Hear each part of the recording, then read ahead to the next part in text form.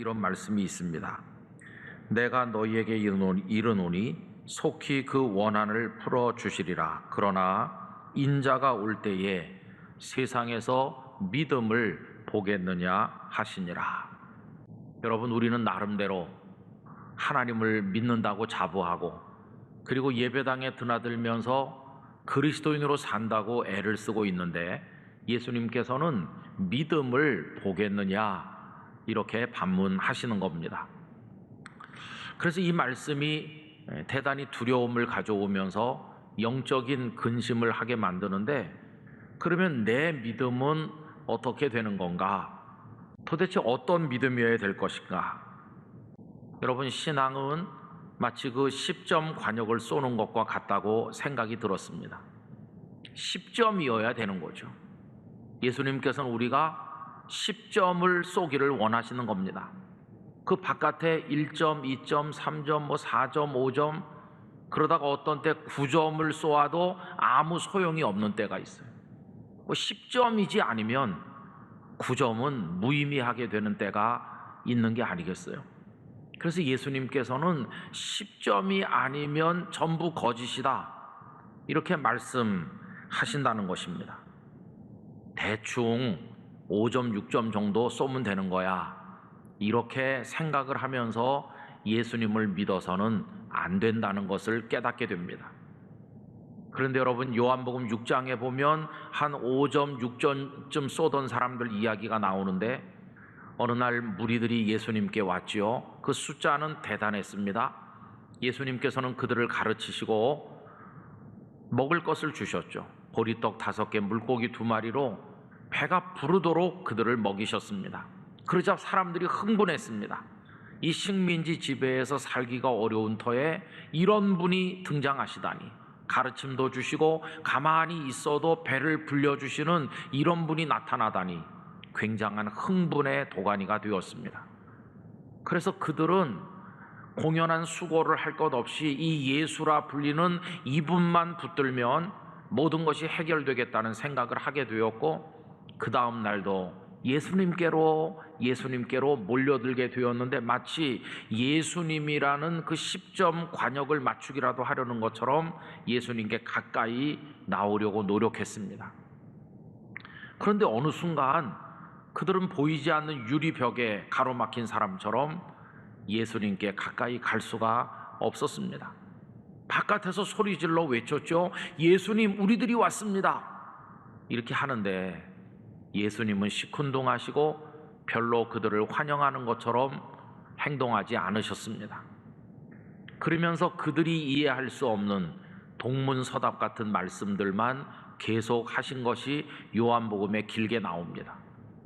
우선 예수님께서는 그들이 당신께로 나오는 동기에 대해서 꾸지람을 하시듯 말씀하셨는데, 6장 26절에 보면 예수께서 대답하여 이르시되 내가 진실로 진실로 너희에게 이르노니 너희가 나를 찾는 것은 표적을 본 까닭이 아니요 떡을 먹고 배부른 까닭이로다. 배불렀기 때문에 또 먹을 거 얻으러 나온 것밖에는 아니지 않느냐, 이렇게 하셨어요. 그러면서 그들이 원하는 떡이 아닌 당신이 떡이라고 하는 이상한 말씀을 하셨죠. 53절에서 55절을 보면 예수께서 이르시되 내가 진실로 진실로 너희에게 이르노니 인자의 살을 먹지 아니하고 인자의 피를 마시지 아니하면 너희 속에 생명이 없느니라. 내 살을 먹고 내 피를 마시는 자는 영생을 가졌고 마지막 날에 내가 그를 다시 살리리니 내 살은 참된 양식이요 내 피는 참된 음료로다 라고 하셨습니다. 자신들이 원하는 것과는 전혀 다른 말씀을 예수님께서 계속 하시자 자신들의 기대가 채워지지 않는 것을 확인했을 때 그들은 다 예수님을 떠났습니다. 오늘 본문 66절이 그것이죠. 그때부터 그의 제자 중에서 많은 사람이 떠나가고 다시 그와 함께 다니지 아니하더라. 가장 비극적인 일이죠. 다시는 예수님과 함께 다니지 않았다. 예수님과 남남이 되었다. 무관한 자가 되었다. 그나마 5점이라도 쏘던 사람들이 이제는 0점짜리가 되고 만 것입니다. 여러분, 왜 이렇게 되는 것일까요? 왜 믿음인 듯이 보였는데 그 믿음은 참이 아닌 거짓이 된 것일까요? 한동안 우리 한국교회에 야베스의 기도 열풍이 불었습니다. 야베스라는 사람이 하나님께 드린 기도, 역대상 4장 10절에 나오지요. 야베스가 이스라엘 하나님께 아뢰어 이르되 주께서 내게 복을 주시려거든 나의 지역을 넓히시고 주의 손으로 나를 도우사 나로 환난을 벗어나 내게 근심이 없게 하옵소서 하였더니 하나님이 그가 구하는 것을 허락하셨더라. 하나님께서 내게 복을 주세요. 그런데 그 지역을 좀 넓게 해주세요. 예전 번역에서는 지경이라는 단어를 썼죠. 여러분, 이 단어는 영역, 내 힘이 미치고 내 마음대로 할 수 있는 영역을 말하는 겁니다. 그거를 넓혀달라 이렇게 얘기했죠. 어떤 목사님께서 우스갯소리로 이 야베스의 기도는 부동산이 폭등하는 한국 성도들에게 딱 맞다고 이야기하였어요. 넓혀지니까요. 그런데 여러분, 가만히 생각을 해보세요. 이 지역을 넓히는 거, 영역을 넓히는 거 어디로 넓힙니까? 앞뒤 좌우로 이게 수평으로 넓어지는 겁니다. 넓게 100평에서 1000평, 1000평에서 10,000평 이런 식으로 넓어지는 거죠. 그건 수평의 차원에서 이루어지는 것입니다. 그래서 더 넓은 곳을 얻기를 원하는 사람의 모토는 더 넓게 더 넓게 이렇게 외치게 되겠죠. 여러분, 이렇게 외치는 사람에게 문제가 생깁니다. 어떤 사람이 와서 당신이 지금 가지고 있는 것보다 훨씬 넓은 걸 저쪽에다가 내가 준비해 놨는데 그리로 갑시다 그러면 이 사람은 그 유혹을 떨칠 수 없습니다. 그러면서 그가 할 수 없는 말이 하나 생기는 거죠. 그가 할 수 없는 말은 이겁니다. 비록 좁지만 난 여기가 좋아요. 이 말을 그는 할 수 없게 됩니다. 왜요? 더 넓게, 이게 그의 인생의 목표가 되기 때문이죠. 여러분, 더 넓은 곳을 주겠노라고 하면 따라갈 수밖에 없는 거, 좁아도 나는 여기가 좋아요 라는 말을 할 수 없게 되는 거, 이게 야베스의 기도가 가진 치명적인 한계입니다. 여러분, 신앙생활이 뭡니까? 넓히는 겁니까? 그런데 넓히는데 하나님의 도우심을 받아서 계속 넓히면 그게 성공적인 신앙생활인가? 그래서 마치 오늘 내가 100만 원 받는 직장에서 일하는데 누가 110만 원 준다 그러면 미련 없이 그리로 가고 또 그 다음에 더 준다 그러면 또 옮기듯이 이렇게 계속 확장해 나가는 것이 신앙생활인가? 또 그렇게 하면 인생에 성공하는 것인가? 그거를 하나님을 불러가면서 하면 믿음의 열매를 맺는 것인가? 여러분, 어떻게 생각하십니까? 많은 사람들이 내가 하나님께 말씀드렸더니 나를 그렇게 넓혀주셨어요 이러면서 은혜를 입었노라고, 복을 받았노라고 간증을 하고 자랑하는 거 우리는 너무 많이 들어보지 않았습니까? 그러나 여러분, 그건 신앙의 본질이 아니면, 지금 예수님께로 왔던 사람들의 문제가 바로 그런 것입니다. 지금 식민지 지배를 받으면서 부엌에 먹거리가 떨어지고 그리고 일터에 일감이 없어서 지금 굉장히 곤고하던 차에 이렇게 애쓰지 않아도 가만히 있으면 먹여주실 분이 등장했으니 내 삶의 터전, 그 부엌과 일터, 이거 이제는 내버리고 더 넓은 곳, 저 예수라는 분에게로 가보자 이러면서 예수님을 찾아오는 거죠. 그런데 예수님은 꿰뚫어 보시는 겁니다. 이 사람들은 그들이 원하는 걸 내가 준다 해도 더 많은 것을 준다고 하는 자가 등장하면 미련 없이 나를 버리고 그리로 갈 사람들이다. 그걸 꿰뚫어 보시는 거죠. 이들은 내 사람이 아니다. 그래서 예수님께서는 그들이 원하는 것을 주시지 않았고 결국 그들은 예수님을 떠나게 된 것이었습니다. 그들은 몰려와서 예수님 주변에서 머물렀지만 그러나 정중앙 예수님 10점 그 만점을 쏘는 사람들이 아니라 주변에 머물다가 흩어져 간 사람들, 예수님과 무관한 사람이 되고 만 것이죠. 여러분, 이런 점에서 지경이 넓혀지기를 기도했던 이 야베스의 기도는 아주 중요한 보완이 필요한데, 수평적 확장에 매달리지 아니하고 수직적으로 하늘을 향하여, 하나님을 향하여 더 높이 오르기를 원하는 기도가 거기 보충되지 않으면 무의미한 기도로 전락할 수밖에 없다는 것입니다. 성도에게 중요한 것은 수평적 넓이가 아니라 수직적인 하나님과의 관계라는 사실을 잊어서는 안 될 것입니다. 그래서 더 높이 내가 하나님을 향해 바라보고 하나님의 은총의 손이 내게로 내려와서 하나님과 연결되어 그 영생의 세계와 내가 연결될 수 있을 때, 그것이 신앙의 본질이고 그것을 기뻐할 때 10점 신앙을 가지게 된다는 것입니다. 여러분, 그 무리들과 예수님의 제자들의 결정적인 차이는 여기 있죠. 그들이 예수님과 더 이상 함께하지 않고 다 떠나갔을 때 남아있는 사람들에게 물어보셨죠. 너희도 가려느냐? 그때 오늘 본문 68절 69절에서 정말 중요하고도 탁월한 대답을 베드로가 예수님께 드립니다. 시몬 베드로가 대답하되 주여, 영생의 말씀이 주께 있사오니 우리가 누구에게로 가오리이까? 우리가 주는 하나님의 거룩하신 자이신 줄 믿고 알았사옵나이다. 여기서 베드로의 대답은 그 초점이 두 가지라는 걸 알게 돼요. 결국은 하나인데, 첫째는 예수님께 떡을 구하는 게 아니라 영생의 말씀을 구하는 거죠.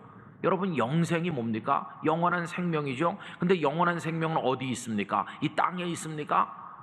땅에 없습니다. 그러니까 옆으로 수평으로 계속 확장해서 온 지구촌을 다 가져도 영생은 없는 겁니다. 그 영생은 어디 있는가? 저 하나님의 세계에 있는 겁니다. 수평으로 확장해서는 닿을 수 없는, 높이 계신 하나님과 연결될 때만 얻을 수 있는, 그게 영원한 생명인데, 그 영원한 생명으로 인도하는 말씀이 지금 눈앞에 계신 예수님께 있다는 겁니다. 그게 첫 번째 초점이고, 두 번째 초점은 그걸 가지신 분이 예수님이기 때문에 우리의 목적은 예수님, 바로 당신이십니다. 그래서 베드로의 말은 결국 이런 얘기죠. 주님, 우리들은 넓어지기 위해서 온 사람들이 아니고 더 많이 누리기 위해서 온 사람들이 아니라 우리는 주님을 목적으로 왔습니다. 주님이 우리의 전부입니다. 왜냐하면 주님만이 우리를 하나님의 세계로 올려주실 영생의 말씀을 가지고 계시기 때문입니다. 이 베드로의 고백을 가슴에 품으면 좁아도 괜찮아요, 난 여기가 좋아요, 이렇게 말하는 사람이 되는 거죠. 여기가 왜 좋습니까? 좁디 좁은 거기가 왜 좋은가? 거기가 하나님과 연결된 곳이기 때문에 좁아도 나는 여기가 좋아요라고 말하는 사람이 되는 것이죠. 성도 여러분, 수평적 확장을 복으로 이해하시면 안 됩니다. 하나님의 세계, 영원한 생명의 나라, 그 하나님과 연결되는 것을 궁극적인 구원이며 복이라는 사실을 깨달아야만 될 것이고, 그걸 붙들 때 그 믿음이 10점이 되는 것입니다. 그런 의미에서 열왕기상 21장에 나오는 나봇이란 분은 참 훌륭한 분입니다. 나봇의 포도원이 있는데 아합 왕이 포도원을 탐을 내면서 나봇에게 그걸 팔라고 해도 팔지 않죠. 그래서 제안했죠. 내가 그거 말고 더 아름다운 포도원을 줄 테니까 바꾸자고 했죠. 그러나 나봇은 상대가 왕이지만 한마디로 딱 잘라서 거절했습니다. 조상 때부터 물려받은 기업이라는 겁니다. 아니, 더 넓고 더 좋은 거 준다는데 왜 옮겨가지 않나요? 조상 때부터 받은 기업이다. 여러분, 이 기업은 언제 받았습니까? 이스라엘 백성들이 가나안 땅에 들어가서 지파별로 땅을 분배할 때 이 나봇의 조상들도 땅을 분배받았고 거기다 포도원을 만들었고 그게 지금 대대손손 내려오는 건데, 이게 소중한 이유는 넓기 때문이 아니라 포도의 열매가 많이 맺히기 때문이 아니라 조상들에게 물려받았던 것이고, 그건 결국은 하나님이 여기가 너의 터전이다, 이렇게 하나님이 주신 거기 때문에 더 넓은 아름다운 포도원 소용없습니다. 여러분, 나봇은 좁아도 볼품없어도 괜찮아요. 이건 하나님이 주신 겁니다. 그러면서 그 가치와 의미를 하나님에게서 찾는, 그 영혼이 하나님을 향하던 사람이었다고 이야기할 수 있는 것이죠. 성도 여러분, 자칫하면 우리도 주여 주여 이렇게 부르기는 하지만은 5점짜리가 될 위험성이 늘 있습니다. 이런 얘기 들어보셨나요? 사람은 30살에 죽어 70살에 묻힌다. 아니, 30살에 죽었으면 30살에 묻혀야 되는데 왜 70살 될 때까지 40년이나 있다가 묻힙니까? 이게 무슨 말일까요? 30살이면 사회에 진출해서 본격적인 자기 인생을 살 때인데, 사람들이 그 40년을 사는 걸 보면은 이미 죽은 자처럼 무의미하고 무가치하게 존재하더라는 것입니다. 이미 30살에 죽은 거나 마찬가지다. 여러분, 그렇게 말하는 이유는 그 40년 동안 열심히 달려가고 새벽부터 밤까지 노력하지만 아무 가치 없는 것을 바라보면서 뛰어가니까 30살에 죽은 것과 진배 없이 된다는 것입니다. 여러분, 사람들이 추구하는 게 뭔가요? 좀 더 넓어지는 거죠. 좀 더 힘을 가지는 거죠. 그래서 하고 싶은 거 다 하고 누리고 싶은 거 다 누리는 거, 그거죠. 편안하게 사는 거, 그게 성공이라고 해석되면서 다 그걸 위해서 달려가죠. 근데 우리도 하나님께 드리는 기도를 그런 걸로 채우죠. 하나님 더 많이 넓어지게 해주시고 더 많이 누리게 해주시고 이렇게 기도하죠. 내가 아프니까 빨리 낫게 해주시고, 이렇게 하다가 어느 날 하나님께서 이루어 주시면 기쁨이 충만해서 하나님의 복을 받았어요, 은혜를 받았어요, 하나님께서 나에게 이렇게 해주셨어요 라고 하죠. 그런데 거기는 한계가 있지 않습니까? 그렇게 하다가 하나님께서 더 이상 넓혀주지 않는 때가 오면 이상하다, 왜 안 되는 거지? 전에는 내가 기도해가지고 병을 고쳤는데 왜 이번에는 안 고쳐주시는 거지? 이렇게 벽에 부딪힐 땐 그때는 어떻게 되는 겁니까? 이제는 별 볼 일이 없으니까 여기 이 사람들이 예수님을 떠나듯 하나님 그냥 떠나면 되는 건가요? 그건 아니지 않습니까? 진짜 신앙은 더 이상 넓혀지지 않는 순간에 감사할 수 있고, 더 이상 고쳐주지 않는 순간에 와도 위에 계신 하나님을 찬송할 수 있을 때, 그때 나타나는 게 그 진짜 신앙이 아니겠습니까? 그러니까 우리가 지금까지 가지고 있었던 그런 신앙은 10점짜리가 못 될 위험성이 많이 있다는 것이, 제자들의 훌륭함은 예수님을 만난 이후에 수평적 넓이를 추구하던 삶에서 수직적 높이를 추구하는 삶으로 바뀌었다는 데 있습니다. 어느 날 빌립보 가이사랴에 예수님의 일행이 가셨을 때 그 마태복음 16장의 유명한 이야기 생각해 보세요. 거기는 아우구스투스 신전이 거대하게 세워져 있던 곳입니다. 지금도 그 흔적이 그대로 다 남아있죠.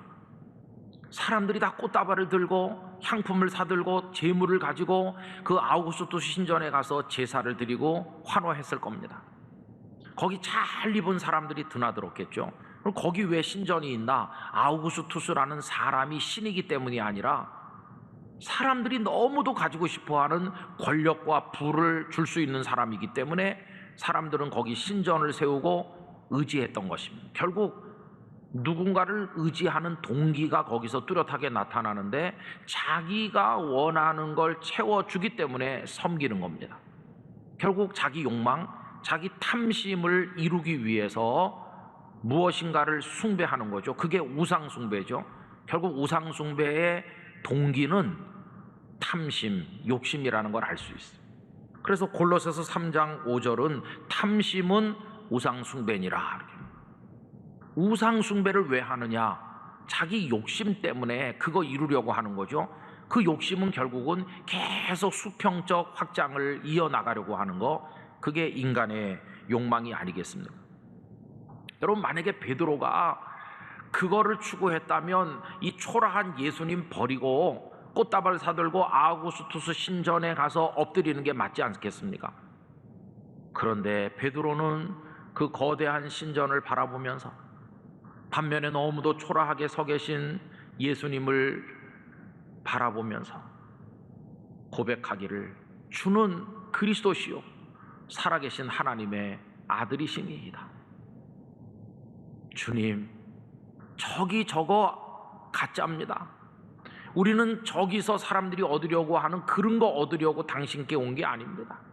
당신만이 우리를 구원하는 주님이시고 당신만이 저 위에 계신 하나님의 아들이시고 다 멀리 바라보는 사람들 중에 당신은 위를 보게 하시는 분이시고 생명의 주님으로 우리에게 오신 분임을 우리가 믿습니다. 그렇게 베드로가 고백을 한 것입니다.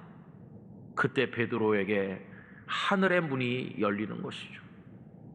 모든 사람이 더 넓이 더 넓게 이렇게 하면서 저 수평선을 바라보고 있을 때 이런 믿음을 가진 사람은 멈추어 서서 자기 서 있는 곳이 좁다 할지라도 고개를 들어서 위를 바라보는 성도가 되는 것이죠. 성도 여러분, 아무리 옆으로 뻗어나가 지구촌 전체를 내 손에 쥔다고 할지라도, 온 세상 이 땅을 다 가진다고 할지라도 그건 문자 그대로 땅과 함께 멸망하는 것입니다. 이 땅은 다 하나님의 심판 앞에 녹아져서 없어질 것이고 거기에는 생명은 없는 것입니다. 누가 구원을 얻는가? 좁은 곳에 있을지라도 하나님의 세계와 연결되어서 은총의 사다리가 내려오는 바로 그 자리에 서 있는 그 사람이 하나님의 구원을 얻는 참된 성도가 되는 것입니다. 그런데 이런 사람은 세상에서 힘이 없어요. 세상에서는 멀리 퍼져간 사람이 힘이 있어서 이세벨과 아합에 의해서 이 나봇은 살해당했습니다. 예수님의 제자들도 위를 바라보며 걸어가다가 다 순교하셨습니다. 그들이 순교하는 그 피가 땅에 떨어지는 순간 화살이 10점 관역을 명중하듯이 그들은 10점 믿음을 가진 하나님의 참된 성도로 세워지게 된 것입니다. 우리 영락교회 성도 여러분, 이제는 수평적으로 뻗어가려고 하던 삶을 멈추고 그걸 다 끊어내고 하나님을 바라보는 믿음을 가지기를 원합니다. 그러려면 다 좀 끊어내야 됩니다. 더 넓게 이렇게 내 가슴 속에 끓어오르는 욕망을 과감하게 끊어내야 되는데 이건 정말 거룩한 결단이죠. 신앙과 인생은 언제 성숙하는가? 결단할 때마다 부쩍부쩍 성장하는 겁니다. 여러분, 그저 예수님 주변에 머물러 있다고 참 신자가 되는 건 아닙니다. 끊어낼 것 끊어내고 우리의 욕망을 다 잘라내고 하나님을 바라봐야 돼요. 그래서 주님의 세계와 연결되고 주님 당신만이 저의 관역입니다 이렇게 하면서 설 때 그 사람이 고독하고 힘들고 때로는 핍박받고 때로는 순교자가 된다고 할지라도 그 사람이 진짜 10점 신자가 될 수가 있다는 것입니다. 그래서 이제는 우리는 수평적인 차원에서 살던 삶, 저 먼 데만 바라보던 삶을 이제는 눈을 들어서 위를 바라보는 전환을 경험해야 되겠고, 더 넓게 이렇게 외치던 것을 이제는 더 높이 이렇게 마음속으로 외치는 사람이 돼야 되겠습니다. 많은 사람들이 더 넓어진 것을 자랑하면서 먹고 마실 때 더 높아진 사람들, 그래서 위로부터 내려 밀어주시는 주님의 은총의 손을 붙든 사람들은 주님과의 깊은 교제를 통해서 세상 사람들은 알 수 없는 기쁨을 맛보게 될 것입니다. 참 믿는 자가 있겠는가? 세상을 두루 살피시던 하나님의 눈이 바로 그런 사람을 주목할 것이고, 주께서 그들을 끌어올리실 때 영원한 생명의 사람이 될 것입니다. 우리 영락교회 성도들 모두가 이 혼란하고 거짓되고 복잡한 세상 속에 위장된 거짓 은혜, 진짜인 듯 하지만 사실은 멸망으로 연결되는 그런 것들에 속지 마시고 참 신앙으로 참 성도가 되시기를 진심으로 축원합니다.